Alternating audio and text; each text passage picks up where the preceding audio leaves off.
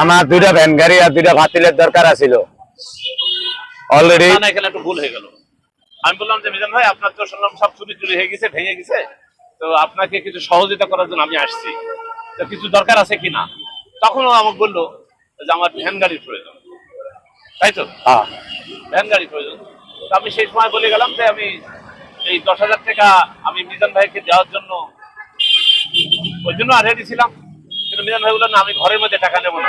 তাই বললেন নাকি? বলেন হ্যাঁ হ্যাঁ আমি ঘরের মধ্যে লুকোচুরিকে টাকা নেবো না, আপনি দিকে ক্যামেরার সামনে দিয়ে লোকজন দেখুক। হ্যাঁ আমি আসলে একটা ভ্যানে কত লাগে জানি না, এখানে 10,000 টাকা আছে, 200 টাকার নোট, 50 টাকা আছে, একটু বলে দেবো। হ্যাঁ গণ হয়েছে, সমস্যা নাই। আমি 10,000 টাকা দিচ্ছি যাতে মিজান ভাইয়ের এই জিনিসগুলি কাজ শেষ করি তাকে বাসায় পর্যন্ত নিয়ে যেতে পারে, চাউলের বস্তা বা যে কোনো জিনিস ক্যারি করার জন্য। বড় বড় ট্যাগ এগুলো আনতে নিতে সমস্যা হয়, এই জন্য আমি তাকে 10,000 টাকা একেবারে দিয়ে দিচ্ছি।